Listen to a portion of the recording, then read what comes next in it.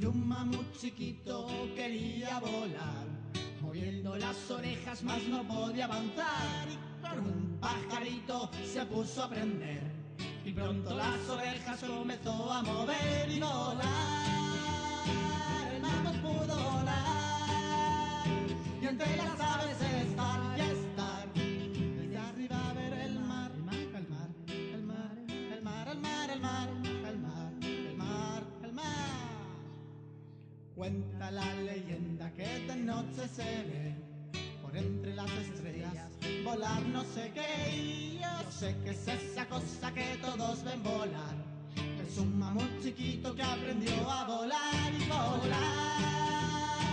El mamut pudo volar, y entre las aves estar, estar. Desde arriba ver el mar, el mar, el mar, el mar, el mar, el mar, el mar, el mar, el mar.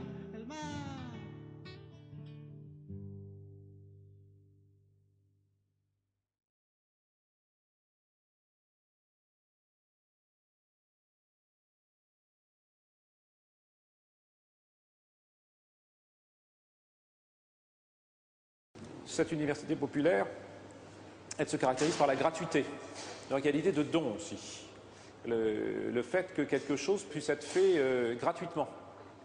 Et je trouve que d'un certain point de vue, enfin pour ma part, j'assume ça pleinement parce que je trouve que c'est une certaine façon d'être dandy.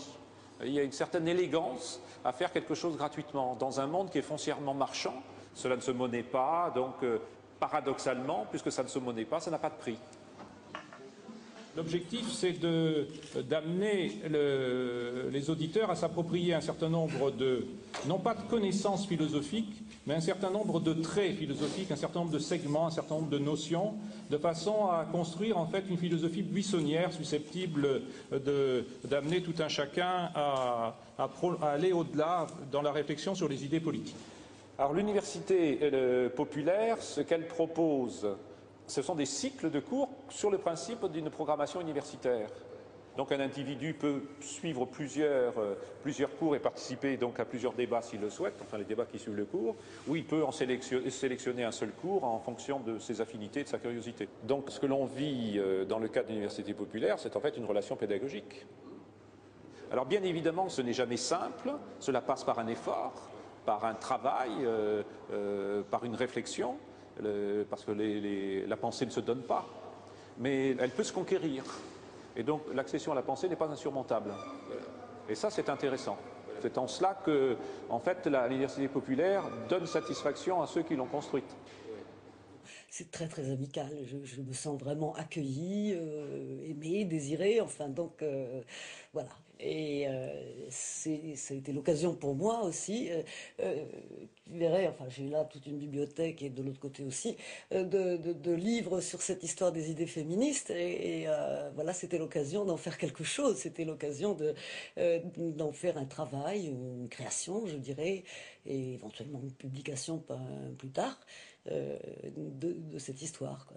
Le populaire, dans cette affaire, il est on peut prendre une espèce d'image, mais je crois que soit on descend les gens jusqu'à une culture basse, et à ce moment-là, effectivement, on est dans la démagogie, dans le populisme, on va leur faire croire que parce qu'ils auront une conversation de bistrot, comme on en a souvent dans les fameux cafés philo, et qu'on assaisonnera ça d'une référence à Spinoza, d'une autre à Plotin, et avec une petite citation de Nietzsche, on aura fait de la philosophie. On se dit, là, vous avez fait de la philosophie, descendu jusqu'à vous. Les petits potins qui vont être saupoudrés comme ça d'un peu de référence philosophique, ça suffira pour faire de la philosophie. Je dis non, ça marche pas comme ça. Il faut un savoir vérifié, vérifiable. Il faut un travail derrière ça.